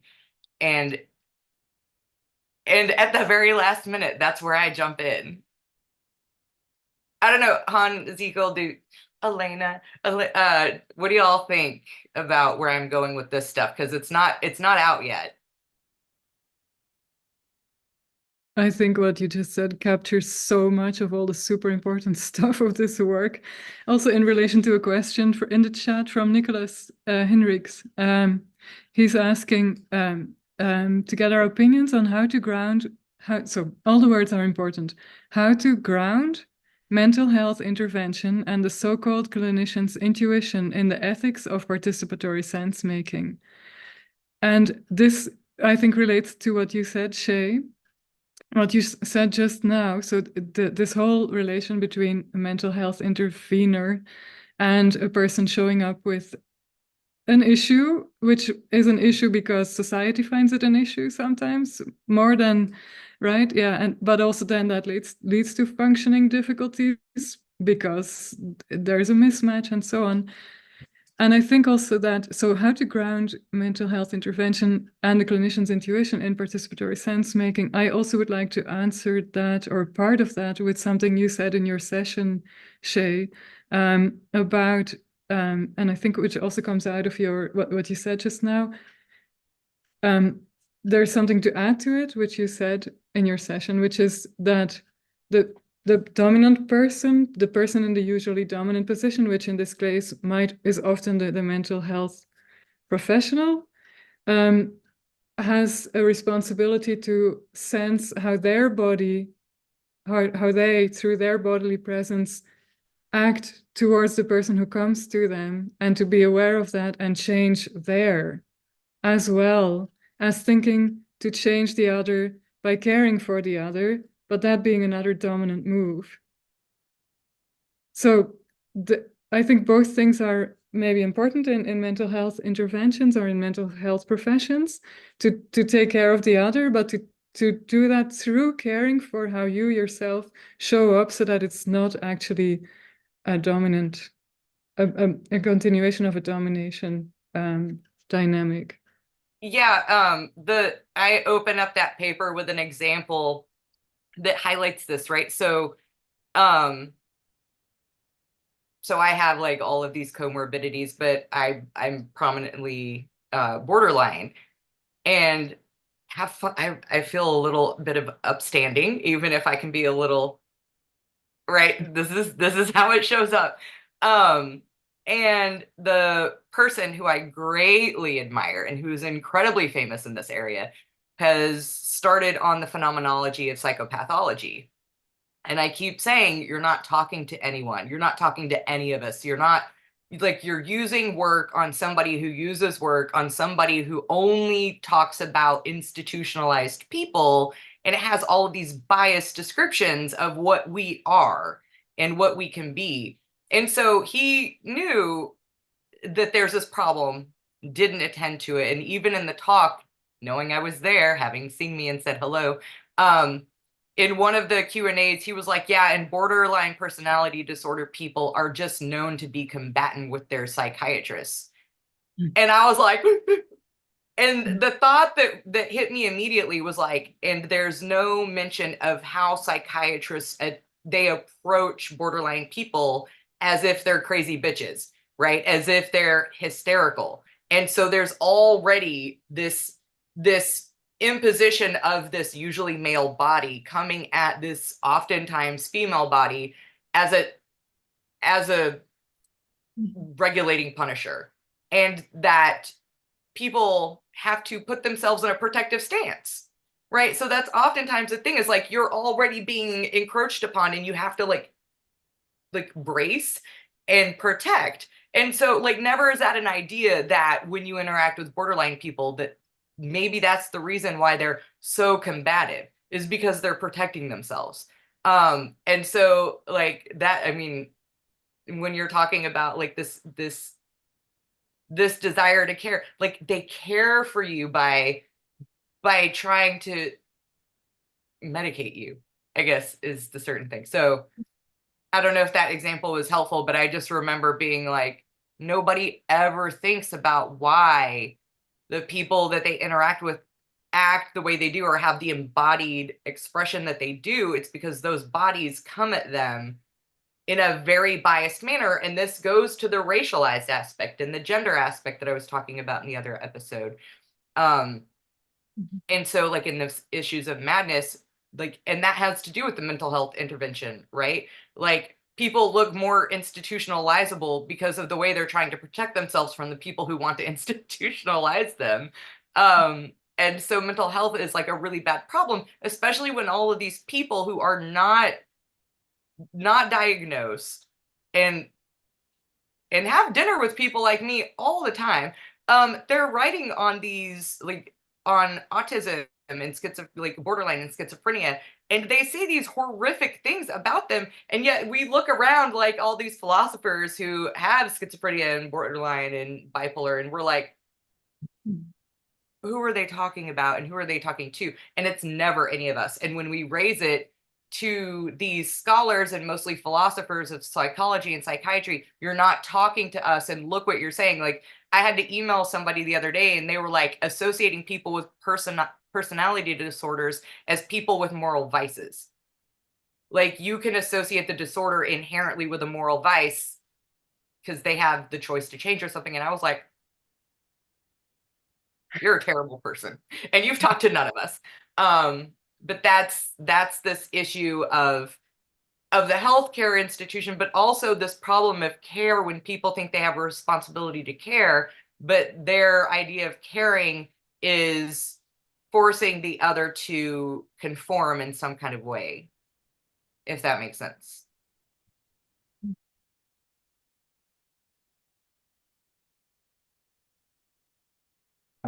Just to add something very briefly here, in fact, I think it's about something that Hanne has done. So maybe you should say, Hanne, but you have looked at the same issue with autistic people.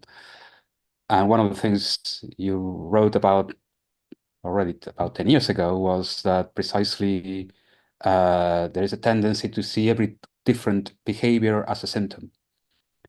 And that not every symptom is a symptom as such, but it's sometimes a way to cope, sometimes a different way of just being in the world, a different way of making sense of things.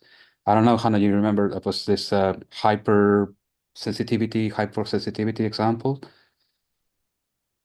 Yeah, there are many examples, like also, for instance, certain ways of looking through fingers moving quickly in front of your eyes is to deal with nystagmus. It's like, it's not some disruptive behavior, it's a way to be able to perceive in a different way. And there are, stimming are examples of that.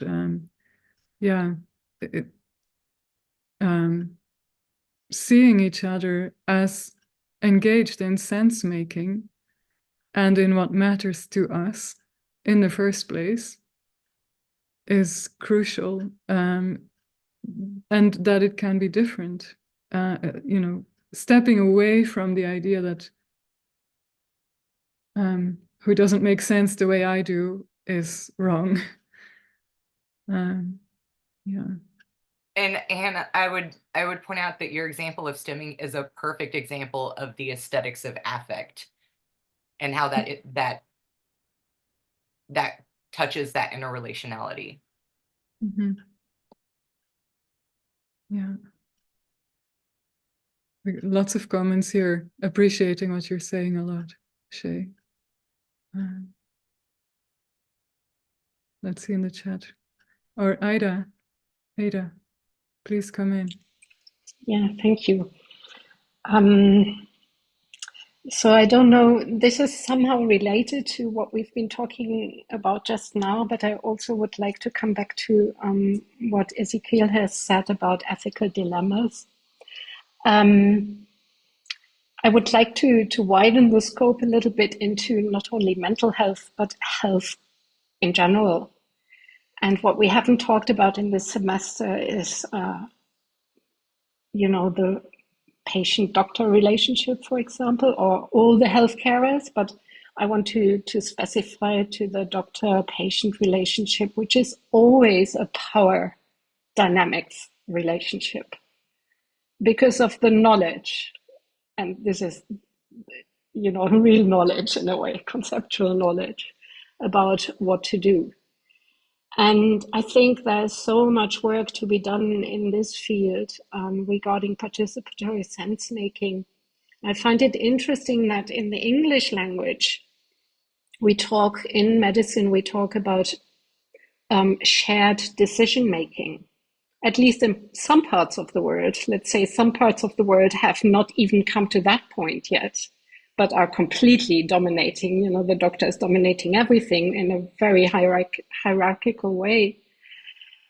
But in the US, for example, shared decision-making. In the UK, a shared decision-making. In Germany, where I used to work as a doctor, there's the term participatory decision-making, which I find really interesting. And it's not very present, to be honest, but there are glimpses of it. And it's, they think more and more about how can we train people to do this, to really come to a participatory decision-making, which of course has to do with sense-making together, which always takes place.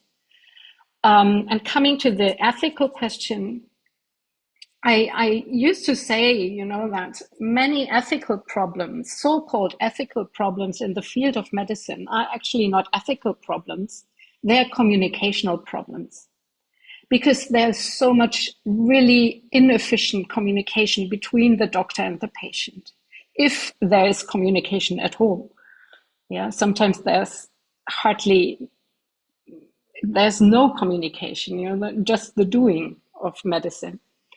And but I've come to see that every single encounter is actually an ethical encounter in the field, as a doctor with a patient, every single moment, and it's through the body. Do I sit and have a table in front of me and the patient is on the other side? Do I sit higher than the patient? Do I stand and talk to the patient who's lying in the bed? All these things, of course, are gestures. And there was one other point I wanted to say. So, yeah, and I think there needs to be a lot done in this sense. And it also has to do, for me at least, in the field of medicine, in how, especially doctors, but also other healthcare providers, how they themselves deal with the existential problems we all share as human beings, as beings. Yeah. And that's that we are alive and that we will die. And this is not present for many healthcarers in their mind, in their doing, in their caring, and therefore leads to a lot of actions which are futile. To make it completely clear, I think we could save a lot of money and everything by having more sense making in our medical fields, because we would treat less or more efficiently. Thank you. Yeah. Thank you. Thank you so much. Yeah. If I may say something, I think I totally agree with what you say there. It connects to the previous discussion about mental health. So there are obvious directions in which things should be improved. Like, for instance, you say maybe the doctor-patient relation should be structured in a different way, such that there is more participation, or in the case of mental health, we shouldn't just configure everything so that we just essentially confirm our preconceptions about a potential patient. And so the question, however, is in the practice, I mean, where do these changes, how are we to enact these changes? Yeah, because it's all fine and necessary even to, you know, achieve a certain task of education, of making maybe professionals aware of these things. But I believe that many professionals would respond to this by saying, hey, if I didn't have to see this enormous amount of patients per day, I would be having amazing chats with them and really care about their lives and so on, and it would be super productive for both of us. Yeah. So there's also an institutional aspect to Yeah. everything we are discussing. There is that, and there is also something that we haven't touched, which again, I want to be careful here that all these things that we're saying do not deny sometimes the need for a medical intervention, or in the mental health situation that somebody's actually suffering.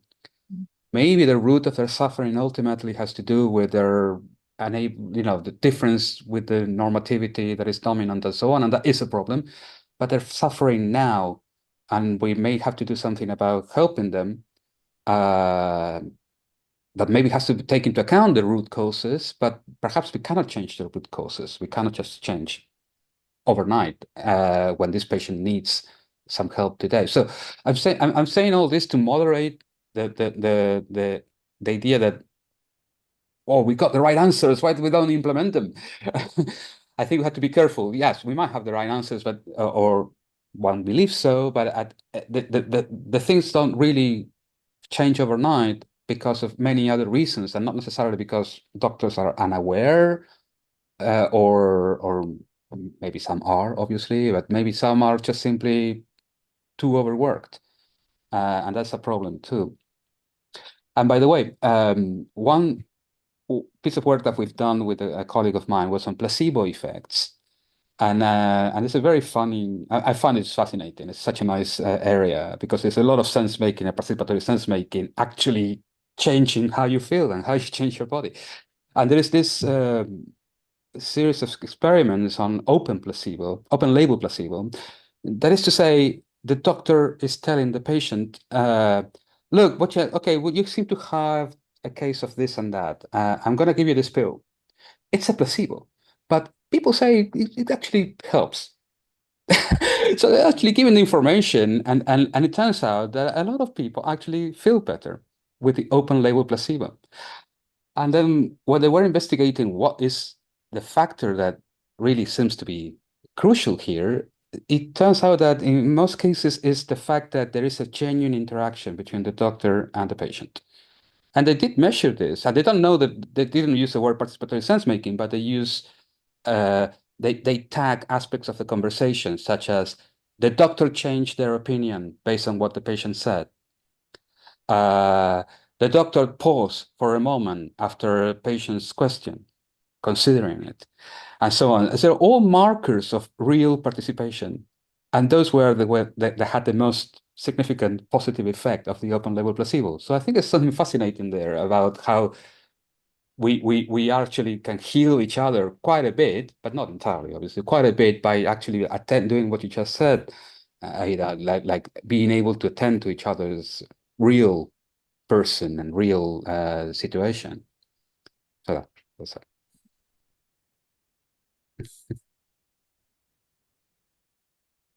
Yeah.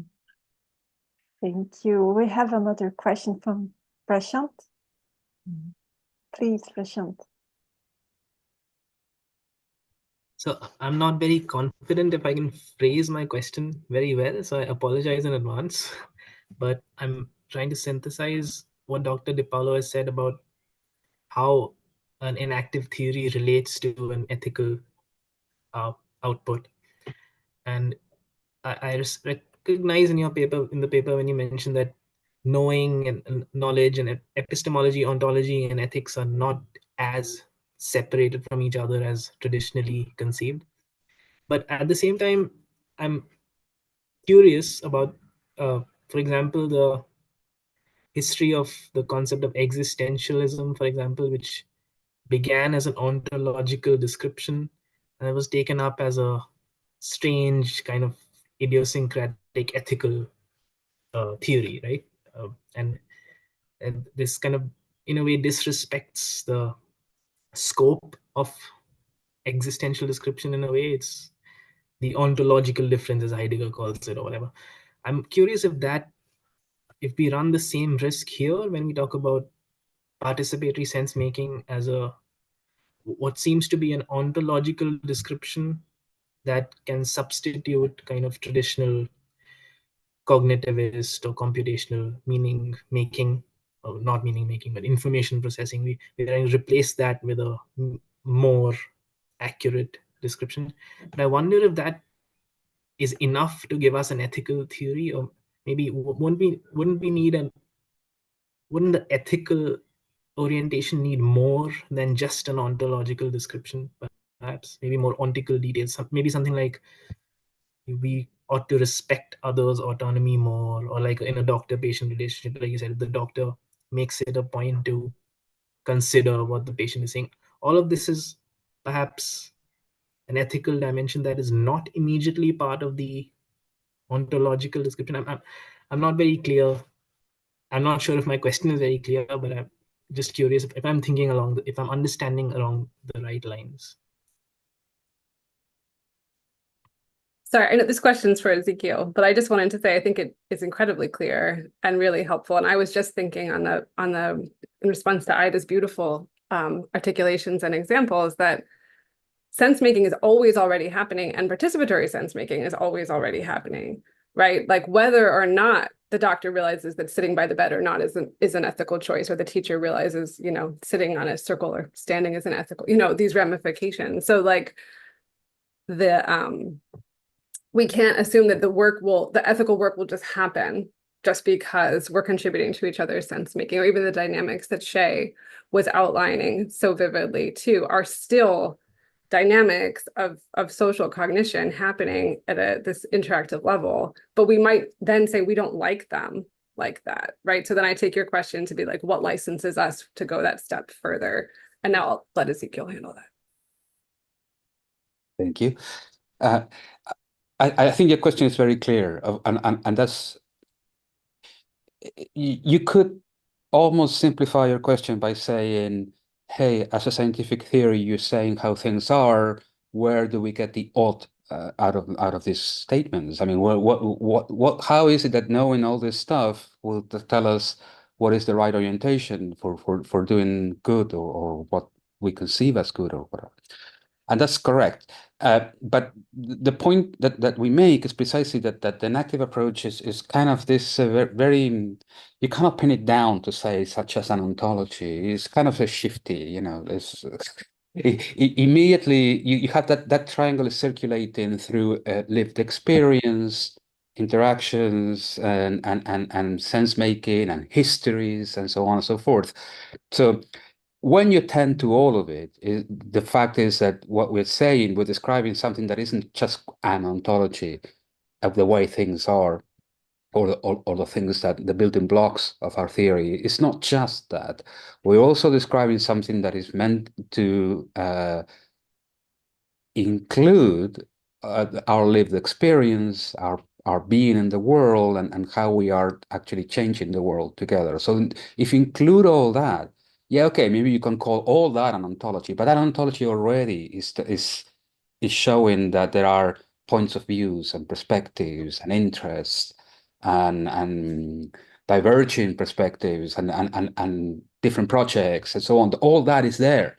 So immediately from there, you includes values as well. So immediately from there, you start being able to theorize at least some aspects of what it might be an ethical orientation.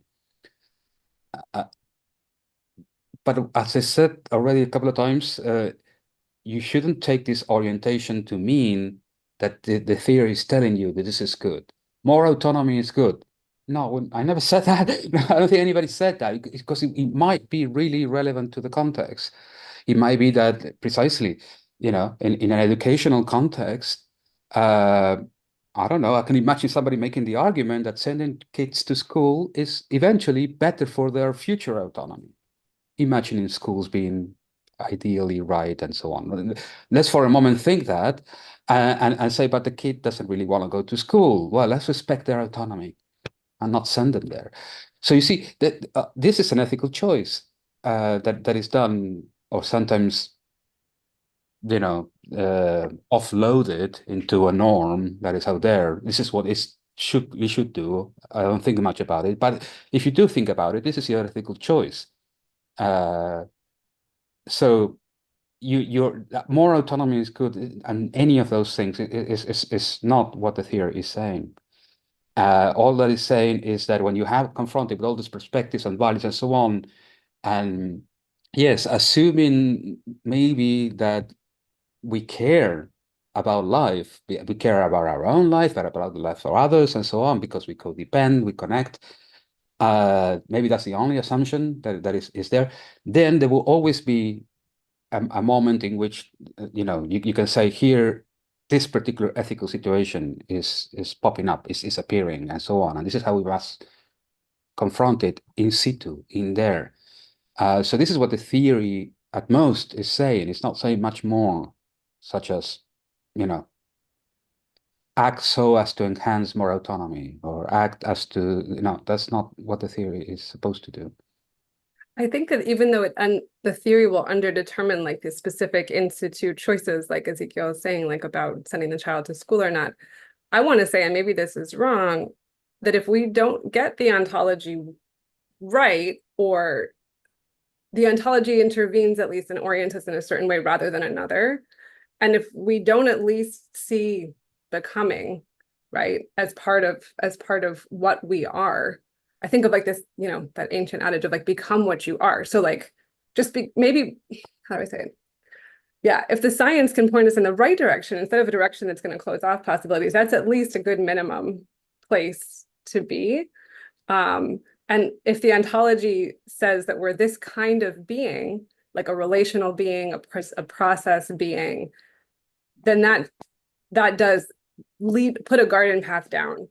It doesn't determine the ethical decisions, but it puts like this path in place that's better than other ones, maybe. Although we don't have a meta narrative behind that, or we have to decide eventually on one.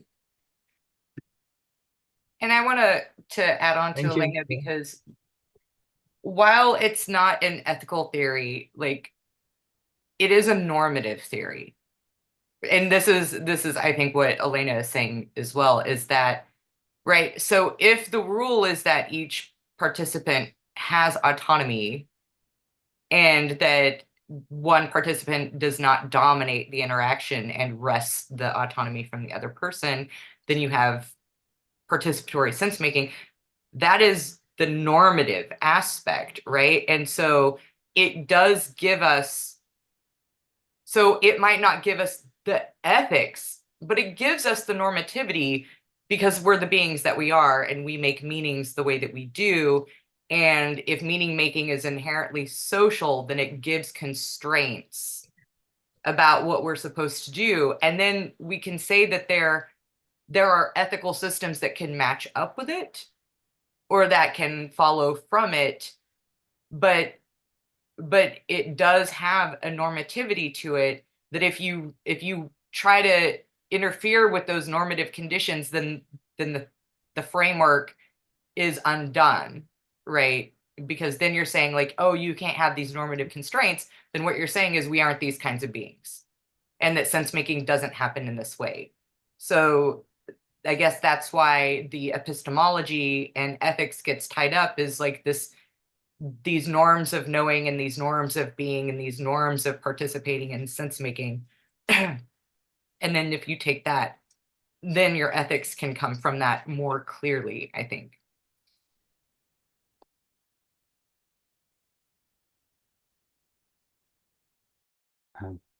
I just want to say something briefly. I think you're right in noticing that shape. However, I think it's a bit more ambiguous than that, because the theory doesn't say that at any point things might just not simply break down and irrecoverably. The theory admits that possibility. What the theory is saying, if this is going to continue, if there's going to be an real, genuine interaction, these things have to happen. But in some cases, interaction just breaks down and doesn't continue. So I think you're right in noticing that, but I think I would put it not in the sense that the theory is saying interactions normatively will go in this direction and so on. They sometimes just simply don't go anymore, and they stop, and that can happen too. And you know, the same with autonomy. With, you know, you're autonomous, you continues to make yourself and so on as a body in all these dimensions and so on until one day you can't, and it just doesn't continue. So this is a bit more careful there in the ambiguity, because I do think that you're right when you say that once you really get the interaction going, and you really mean that you have a genuine one, yeah, you have to meet all these aspects of participation, autonomies, and so on and so forth. Otherwise, it stops being an interaction. So it's just a clarification, not to suggest that the theory is oriented towards saying this is what really the world is like. You know, we have to interact. Okay. No, we don't really have to. I think it's good that we do interact, and it has some. This is the ethical aspect of it. It's good that we do it, but if it doesn't happen, it's not that the universe suddenly will just crash or anything like this. Things will continue, but the interaction will not continue. Or oh, for sure, right? That's the oppression. Like, this is how oppression, or we can make sense of oppression, right? So the universe doesn't fall apart, but the sense making falls apart, I that's think. right. Yeah. Yeah. So you're right that the ontology is more ambiguous, but I would say that the way that the world is that there's a lot of failure of participatory sense making.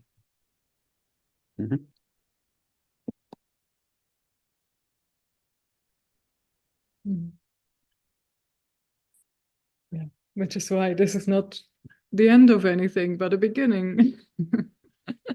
At which point I think we would like to bring in Amy for the end of the session and the semester. Thanks, Hannah. It's good to end on a breakdown, isn't it? So I wanted to take the mic for a minute just to thank you. We ended this 4th semester of core Enaction at the core of Enaction, really, truly, I think. There's still, as they say, a lot to unpack, and every single question and comment has been kind of like a bubble opening up in different space of questioning, and but we have to end somewhere, and so I want to thank Ezequiel Di Paolo, Elena Cuffari, and Hanne De Jaegher from all our hearts for bringing out bringing us to the core of Enaction, and particularly in its caring aspect, which is very close to our hearts at Mind and Life Europe. The concern, the care, that whole dimension of in-betweenness that we try to work on all the time when we're doing this kind of wild interdisciplinary work that we do, because interdisciplinary work is sort of another really good example, I guess, of intense sense making and breakdowns and negotiating and all of that. So anyway, I'd also like to say thank you to all of the audience members and to the participants.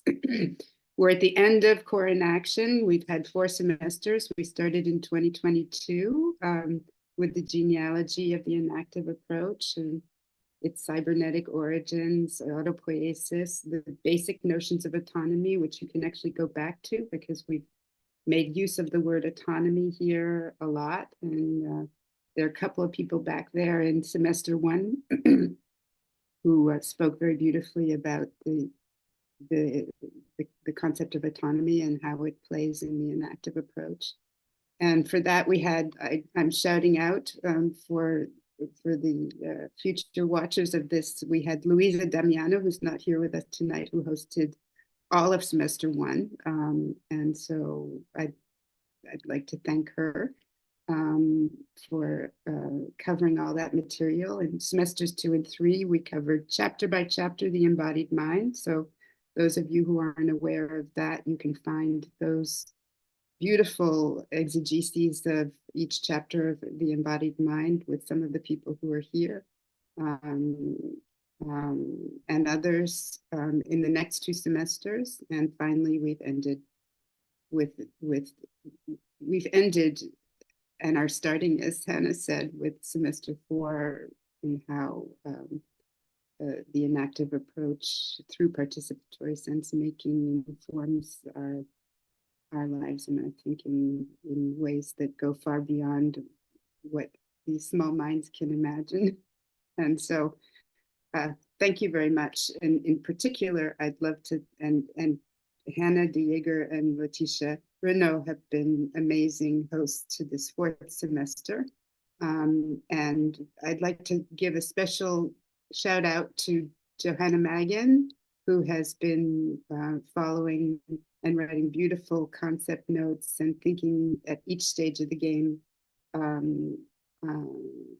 with us, and also the entire team, Gabor Karsai, Derek, and May, who are always here with us, accompanying this adventure. So we ended with an experiment, and the end is just the beginning. So I'm really looking forward to continuing this work. We do have at Mind and Life Europe some ideas about how we'll continue it and how we'll develop what we've started here with many of you, hopefully all of you. So stay tuned.